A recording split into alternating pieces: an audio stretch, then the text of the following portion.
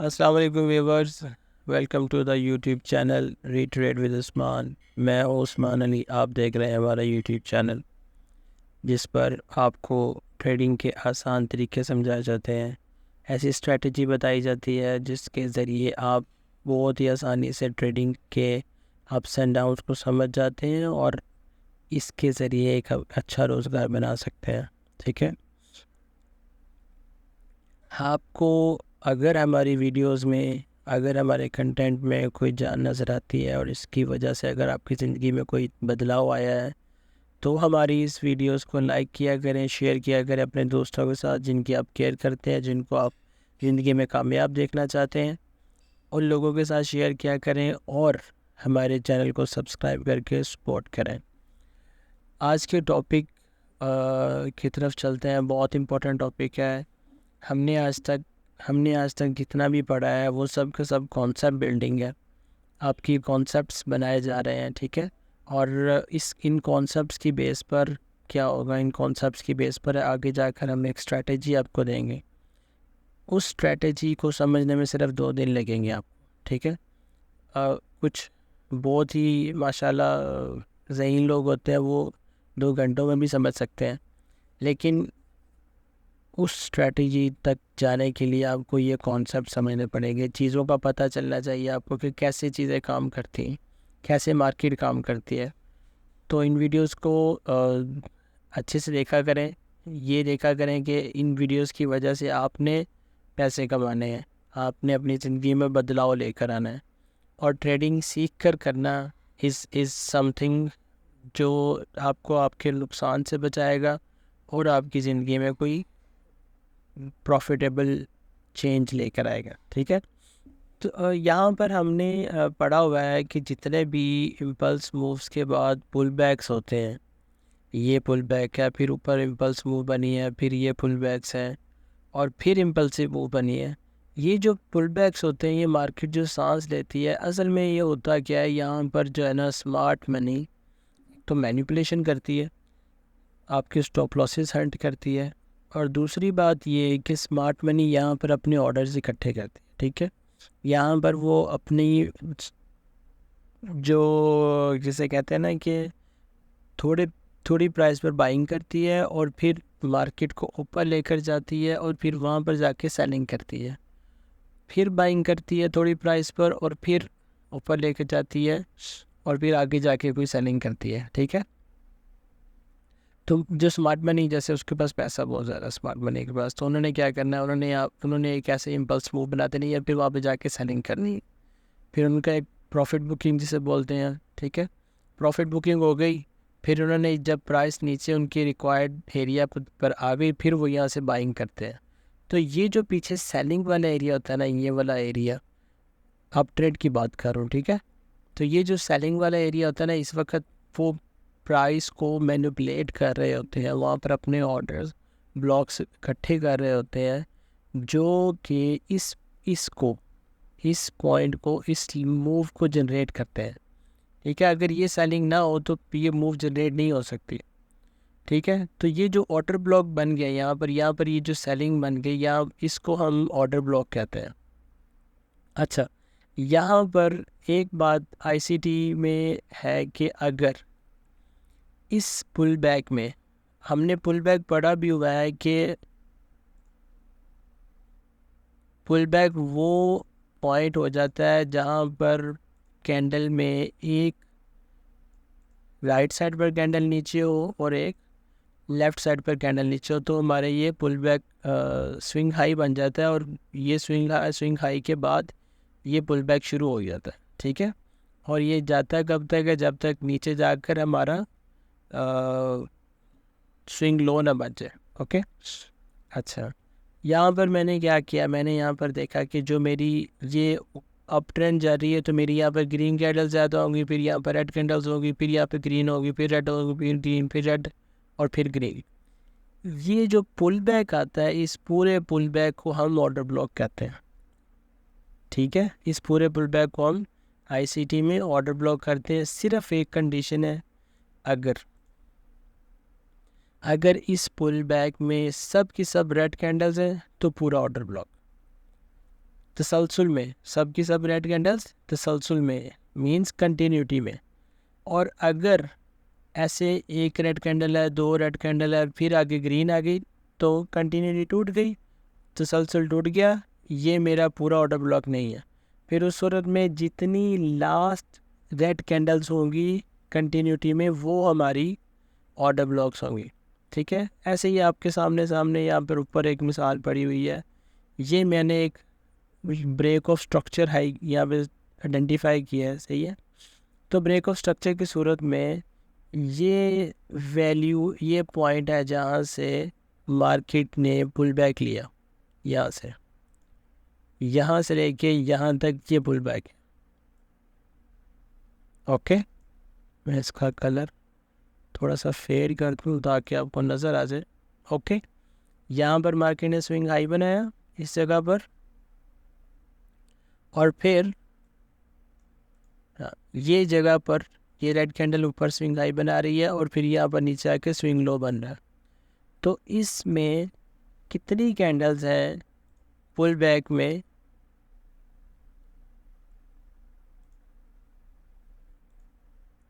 एक pull back में मेरी ये रेड कैंडल बड़ी है और एक मेरी ये ग्रीन कैंडल है। ठीक है, ये दो पुल बैक में दो कैंडल्स बनी हैं। तो इसका मतलब है कि मैंने सिर्फ अपनी रेड कैंडल, मेरा ऑर्डर ब्लॉक कहलाएगा। ग्रीन कैंडल, बहुत रेयर केसेस में ग्रीन कैंडल भी हम शामिल करते हैं, otherwise green candle is not order block.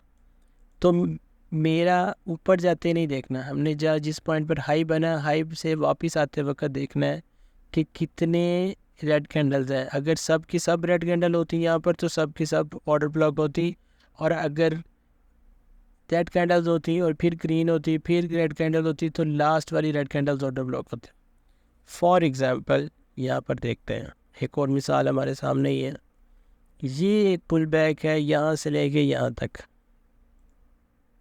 ठीक है, यहाँ से लेके यहाँ तक पुल बैक है, प्राइस ने ऊपर सफ़र किया और फिर एक पुल बैक बनाया हाई बनाकर। तो ये सब की सब रेड कैंडल्स हो गई, मेरा ऑर्डर ब्लॉक हो गया। ओके, इसके बाद क्या हुआ? फिर एक छोटा पुल बैक आया, ये अपसाइड मूव आई। अब जब मेरी ये पुल बैक आकर ये मूव बन गई और फिर पुल बैक आ रहा है, ये मेरा पिछला पुल बैक वॉइड ख़त्म। तो मेरा ये ऑर्डर ब्लॉक नहीं है। क्यों? क्योंकि इस ऑर्डर ब्लॉक ने तो इतना सा ये जनरेट किया और फिर नीचे आ गई। अब मेरे पास ऑर्डर ब्लॉक क्या है? मेरे पास अगला पुल बैक है जो यहाँ से लेकर इस रेड कैंडल से लेकर इस रेड कैंडल तक है। ठीक हो गया? अब देखें,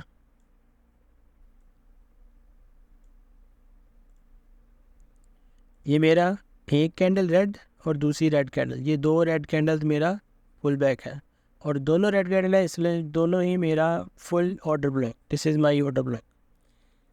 इस ऑर्डर ब्लॉक ने क्या किया? 1 2 3 4 5 6 कैंडल्स जनरेट की अपसाइड। ठीक है, अच्छा, तो ये मेरा एक order block, valid order block है। अब देखें, ऑर्डर ब्लॉक बना, प्राइस इस ऑर्डर ब्लॉक से नीचे जाने की ज़रूरत नहीं करती। ओके, अच्छा, फिर मेरा एक हाई बन गया, फिर मार्केट ने एक अगला पुल बैक लिया। अच्छा, इस पुल बैक में कितनी कैंडल्स हैं? ये मेरा ऑर्डर ब्लॉक इंटैक्ट है, लेकिन मैं अगला आपको दिखा रहा हूँ जस्ट फॉर एग्जांपल कि ये मेरा एक ऑर्डर ब्लॉक बना, इसने यहाँ से लेकर यहाँ तक मूव जनरेट की। ठीक हो गया?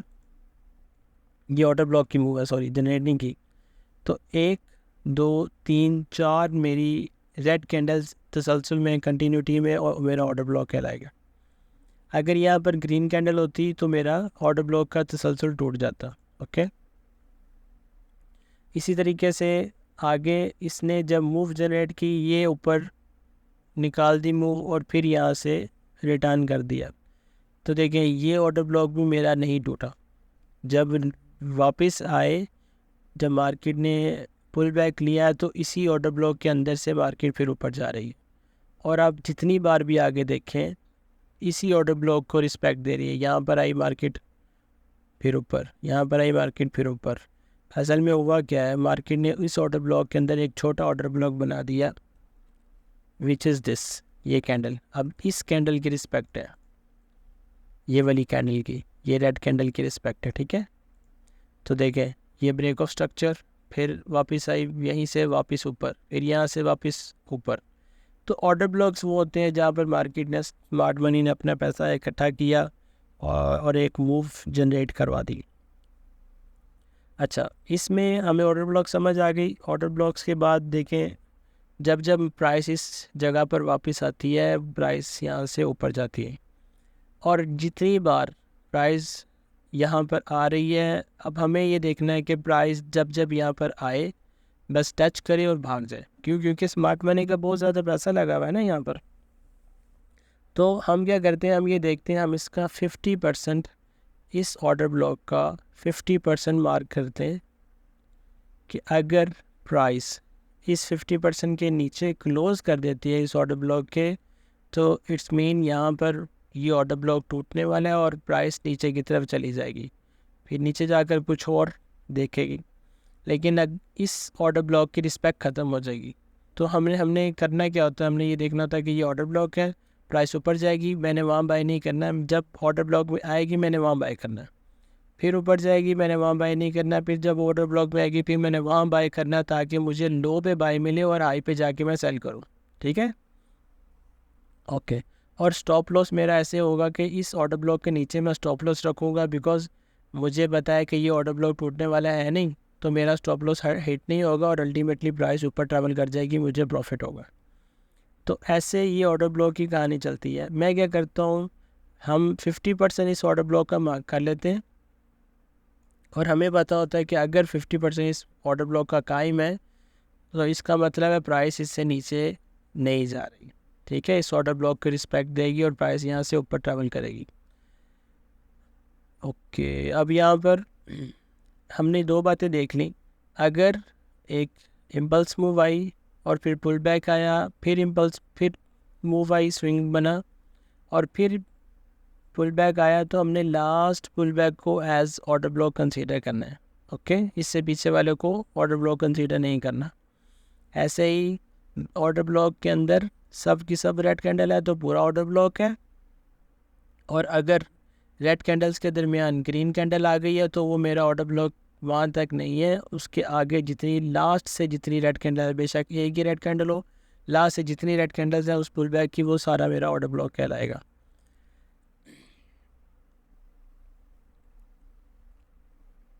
हमने ये भी देख लिया। अब हम देखते हैं कि हाई प्रोबेबिलिटी ऑर्डर ब्लॉक कौन सा आता है, जो ऑर्डर ब्लॉक टूटता नहीं है। अब जैसे हमने ये पढ़ा कि जी ये ऑर्डर ब्लॉक से हम एक्सपेक्ट नहीं करते कि प्राइस इसको ब्रेक करके नीचे आएगी, प्राइस इसमें आएगी और फिर ऊपर चली जाएगी। तो ये एक हाई प्रोबेबिलिटी ऑर्डर ब्लॉक बन गया। कैसे बना, इसकी रीज़न है, कौन सा ऐसा पॉइंट है, कौन सा ऐसा पॉइंट है जहाँ पर मार्केट ने एक स्ट्रक्चर ब्रेक कर दिया। ब्रेक ऑफ स्ट्रक्चर हमने पढ़ा हुआ है BOS। मार्केट ने या तो ब्रेक ऑफ स्ट्रक्चर कर दिया हो या तो मार्केट स्ट्रक्चर शिफ्ट कर दिया हो, तो वो ऑर्डर ब्लॉक मेरा एक ऐसा ऑर्डर ब्लॉक रहेगा जो मेरा इंटैक्ट रहेगा। जब जब प्राइस वहाँ पर आएगी मुझे वहाँ से मूव देखने को मिलेगी। तो यहाँ पर देखें ना, इस ऑर्डर ब्लॉक को जो हमने हाईलाइट किया है, उसने ये एक पीछे स्ट्रक्चर था, स्विंग आई था, ये भी था, ये भी था। मार्केट ने पुल बैक लिया, ये छोटा सा ऑर्डर ब्लॉक बनाया और फिर इसको ब्रेक कर दी और दो कैंडल्स ऊपर कर दी, क्योंकि दो कैंडल ऊपर क्लोज कर दी, क्योंकि हमारा ब्रेकआउट का सिनेरियो ये है कि दो कैंडल्स ऊपर क्लोज होनी चाहिए स्ट्रक्चर के, ठीक है। तो वो वैलिड ब्रेक ऑफ स्ट्रक्चर होता है। अब यहाँ पर स्ट्रक्चर हमारा वैलिड ब्रेक हो गया, ये समझ आ गई। अब इस ऑर्डर ब्लॉक ने ये मेरा स्ट्रक्चर ब्रेक किया, it's mean it is my high probability order block. जब जब प्राइस यहाँ पर आएगी इस ऑर्डर ब्लॉक में, मैं इसे मार्क कर लूँगा एक बॉक्स, ठीक है। और जब मैं वेट करूँगा कि प्राइस इस ऑर्डर ब्लॉक में आए, ऐसे मैं मार्क कर लूँगा। जब भी प्राइस इस ऑर्डर ब्लॉक में आएगी मैं बाय करूँगा, ताकि मुझे यहाँ से आगे मुझे पता है कि यहाँ से आगे एक मूव चलेगी, ठीक है। रीज़न ये है कि उसके पीछे स्मार्ट मनी का बहुत सारा पैसा इन्वॉल्व होता है यहाँ पर इन मूव्स को जनरेट करने के लिए। तो वो स्टेक अपना उनका स्टेक लगा होता है, इस वजह से वो जब भी यहाँ पर प्राइस आती है वो यहाँ से प्राइस ऊपर ले जाते हैं, ठीक है। तो हमने तो स्मार्ट मनी के साथ ही जाना है। अच्छा, तो ये बात समझ आ गई कि ऐसा ऑर्डर ब्लॉक जिसने या तो ब्रेक किया हो स्ट्रक्चर का, या तो स्ट्रक्चर शिफ्ट किया हो, मार्केट स्ट्रक्चर शिफ्ट किया हो, तो वो मेरा ऑर्डर ब्लॉक एक हाई प्रोबेबिलिटी ऑर्डर ब्लॉक होता है। ठीक है, और उस ऑर्डर ब्लॉक के टूटने के बहुत कम चांसेस होते हैं। ओके, ऐसे ही एक और बात हमने यहाँ पे पढ़नी है कि बुलिश और बेरिश ऑर्डर ब्लॉक में तो आपको पता ही है कि क्या डिफरेंस होगा। कि ऐसा ऑर्डर ब्लॉक जो अपवर्ड मूव में रेड कैंडल्स बनाकर ऑर्डर ब्लॉक बनता है, तो ये मेरा बुलिश ऑर्डर ब्लॉक हो जाएगा। अगर मेरी कोई डाउनवर्ड मूव होगी और वहाँ पर, जैसे ये मेरा, अब ये देखें यहाँ पर एक स्ट्रक्चर है, ये स्ट्रक्चर ब्रेक हुआ है यहाँ पर, ये अब लेटेस्ट, ठीक है, यहाँ पर मेरा एक स्ट्रक्चर ब्रेक हो गया, ये देखें,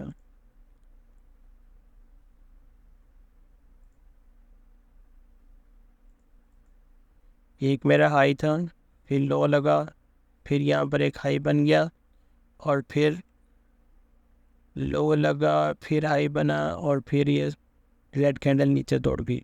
असल में ये मार्केट स्ट्रक्चर शिफ्ट भी है। ठीक है, तो इस सूरत में यहाँ पर मुझे देखना पड़ेगा।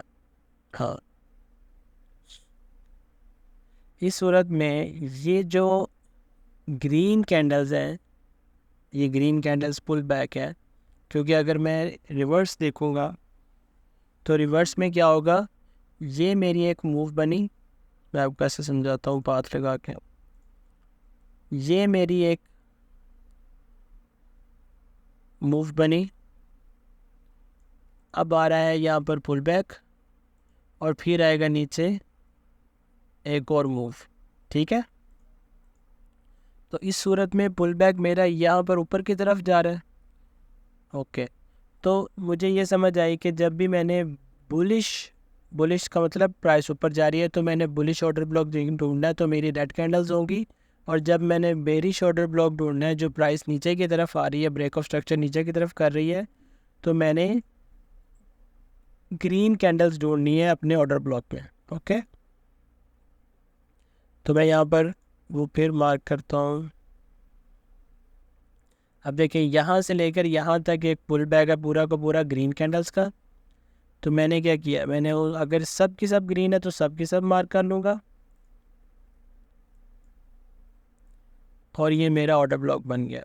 क्यों? क्योंकि इस ऑर्डर ब्लॉक ने मेरा स्ट्रक्चर शिफ्ट किया है, ये स्ट्रक्चर ब्रेक किया है। ओके, तो इस ब्रेक ऑफ स्ट्रक्चर की वजह से ये मेरा एक हाई प्रोबेबिलिटी ऑर्डर ब्लॉक है। जब भी प्राइस यहाँ पर आएगी, मैं एक्सपेक्ट करता हूँ कि प्राइस एक नीचे की तरफ मूव, उसको पुश किया जाएगा। ठीक है, अच्छा, अगर यहाँ पर ये भी एक स्ट्रक्चर बन जाता, जो कि यहाँ पे बना नहीं है, क्योंकि मेरा हाई की एक कंडीशन है कि हाई की सूरत में हाई की कंडीशन ये है कि हाई की सूरत में मेरे पास यहाँ पर एक कैंडल लेफ़्ट पर नीचे और राइट पर नीचे क्लोज होनी चाहिए। तो मेरे यहाँ पर स्विंग नहीं बना ना, तो मेरा सेम एक ही स्विंग रहेगा, ये वाला, ये स्विंग है। ओके, और ये मेरा सारा का सारा ऑर्डर ब्लॉक है। हम क्या करेंगे, इसके दरमियान में लाइन लगा लेंगे 50% पर, और हम नहीं चाहते कि प्राइस इसका 50% से ऊपर क्लोजिंग देने का भी आपको पता है कि बॉडी क्लोज हो। अगर प्राइस ऐसे ऊपर जाती है और इसके ऊपर क्लोजिंग दे जाती है 50% से ऊपर, तो मुझे लगेगा कि ये ऑर्डर ब्लॉक काम नहीं कर रहा और प्राइस इसको भी ऊपर काट जाएगी। ठीक है, क्योंकि पीछे स्ट्रेंथ तो बहुत है अभी तक अप ट्रेंड में।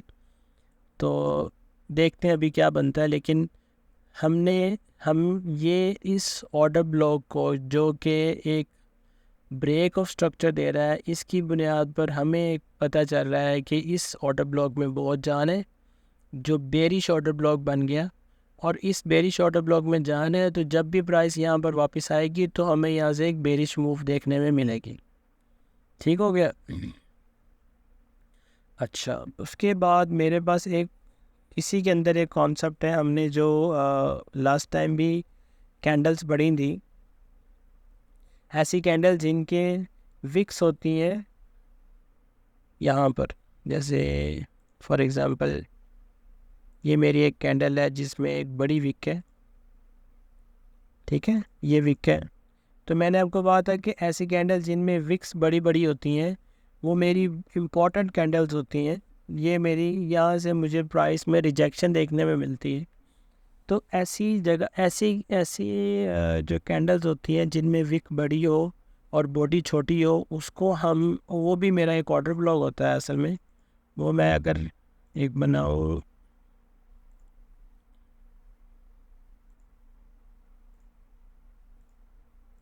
ये एज्यूम करते हैं कि जी ये मेरी एक रेड कैंडल है ऊपर की तरफ से, और ये मेरी यहाँ पे कहीं जाके बन गई। तो ये कैंडल, अब ये कैंडल जिसमें एक बहुत बड़ी विक है ऊपर, हमने शुरू में पढ़ा हुआ कि ये इंपॉर्टेंट कैंडल्स होती हैं, रिजेक्शन की कैंडल्स होती हैं। इसमें मेरा असल में एक ऑर्डर ब्लॉक होता है छोटे टाइम फ्रेम का। जैसे मैं अभी डेली में बैठा हूँ, तो ये जो टाइम होगा इसमें मेरा एक, अगर 1 आवर में या 4 आवर में, इससे छोटे टाइम फ्रेम में यहाँ पर कोई ना कोई ऑर्डर ब्लॉक होगा जिसको प्राइस जाकर रिस्पेक्ट देकर नीचे आ गई, ठीक है। तो इस तरह के कैंडल्स को हम हिडन ऑर्डर ब्लॉक कहते हैं, सही है। हिडन ऑर्डर ब्लॉक, चाहे वो इस तरह की शेप में हो, चाहे वो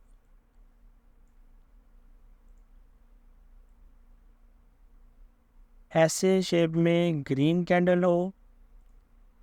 देखिए, ये बुलिश हिडन ऑर्डर ब्लॉक है, ये बेरिश हिडन ऑर्डर ब्लॉक है।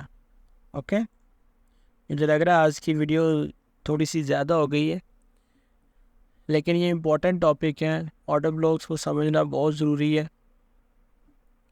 थोड़ी सी मैं रिवीजन दे देता हूँ आपको। हमने ये पढ़ा कि वो मूव, वो पुल बैक जिसमें सब की सब रेड कैंडल्स हो, पुल बैक में सब की सब रेड कैंडल्स हो, तो मेरा पूरा ऑर्डर ब्लॉक हो जाता है। अगर पुल बैक में यहाँ पर रेड कैंडल है, फिर ग्रीन आ गई, फिर आगे रेड आ गई, तो सिर्फ मेरी लास्ट कंटिन्यू रेड कैंडल्स ही मेरा ऑर्डर ब्लॉक कहलाएंगी। प्राइस जब भी इस ऑर्डर ब्लॉक के एरिया में आएगी, आपको यहाँ से एक मूव मिलेगी, ठीक है। अच्छा, हमने दूसरी बात ये पढ़ ली कि अगर प्राइस में एक पुल बैक आया, फिर रिवर्स प्राइस गई और फिर पुल बैक आया, तो इस सूरत में ऑर्डर ब्लॉक पहला पुल बैक नहीं होगा, लास्ट पुल बैक होगा, और लास्ट पुल बैक्स में सिर्फ रेड कैंडल्स होंगी। तो मैं अगर यहाँ पर बनाना चाहूँ तो शायद मेरा ऐसे एक ऑर्डर ब्लॉक यहाँ पर भी बन जाएगा, ठीक है। और फिर मैं वेट करूँगा, अगर प्राइस इस ऑर्डर ब्लॉक में आएगी तो फिर मुझे यहाँ से एक मूव दिखने में मिलेगी। जैसे हमने ये देखा था, ये पुल बैक है, फिर ये ऊपर प्राइस गई और फिर पुल बैक आ गया, तो मैंने इस पिछली कैंडल्स को इग्नोर कर दिया, मुझे सिर्फ ये last red candles order block मिली। ओके, और फिर इसी को ही प्राइस ने आगे रिस्पेक्ट दी। तो ये आज का डिटेल एक्सप्लेनेशन थी ऑर्डर ब्लॉक के बारे में। हमने इम्पल्स मूव देखना है कि इम्पल्स मूव से पीछे जो पुल बैक है उसमें अगर impulse move bullish impulse move है, प्राइस ऊपर की तरफ जा रही है, तो पुल बैक में रेड कैंडल्स ऑर्डर ब्लॉक कहलाएंगी। और अगर प्राइस बेरिश इम्पल्स मूव दे रही है, नीचे की तरफ आ रही है, तो उससे पिछले पुल बैक में ग्रीन कैंडल्स मेरा ऑर्डर ब्लॉक होती हैं। और इसी को ही बुलिश ऑर्डर ब्लॉक और बेरिश ऑर्डर ब्लॉक भी कहते हैं। और हमने रिजेक्शन ऑर्डर ब्लॉक के बारे में पढ़ लिया, जो लॉन्ग विक कैंडल्स होती हैं वो मेरी रिजेक्शन ब्लॉक होती है। रिजेक्शन ऑर्डर ब्लॉक में आपको इस विक के अंदर से रिवर्सल नज़र आएगी। जब प्राइस इस विक में आएगी उस टाइम हमारा पास यहाँ पर इस वक्त हमें यहाँ पर प्राइस ऐसे मूव करेगी, और यहाँ पर जैसे ही प्राइस इस रिजेक्शन एरिया में आएगी, नीचे वाली विक में, नीचे वाली जगह पर नहीं, रिजेक्शन वाले एरिया में आएगी, वहाँ से हमें फिर एक मूव नीचे की तरफ मिल जाएगी। ओके। अच्छा, इसके बाद हमारे पास एक लास्ट छोटी सी बात है ऑर्डर ब्लॉक के हवाले से, वो ये कि ऑर्डर ब्लॉक, ऐसा ऑर्डर ब्लॉक जो अपनी बॉडी का 2 टाइम या more than 2 time move generate करता है, वो ऑर्डर बहुत इम्पोर्टेंट होता है।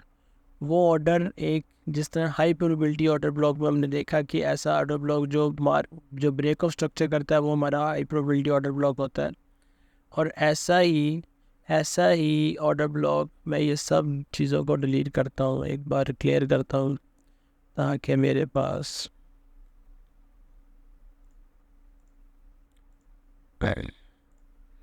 देखिए एक क्लैरिटी आ जाए। ये मेरा ऑर्डर ब्लॉक है रेड कैंडल, ठीक है। अब इस ऑर्डर ब्लॉक को अगर मैं सिर्फ इसकी साइज़ देखना चाहूँ तो ये मेरा बॉडी, सिर्फ साइज़ जब देखते तो अब सिर्फ इसकी बॉडी देखते हैं, ठीक है। ये मेरी इस ऑर्डर ब्लॉक की बॉडी है रेड, सिर्फ इतनी सी। इस ऑर्डर ब्लॉक ने मूव जो जनरेट की है वो इसका कितने टाइम्स है वो हम यहाँ पर ऐड करके देख लेंगे। 1, 2 और ऑलमोस्ट 3 से ज़्यादा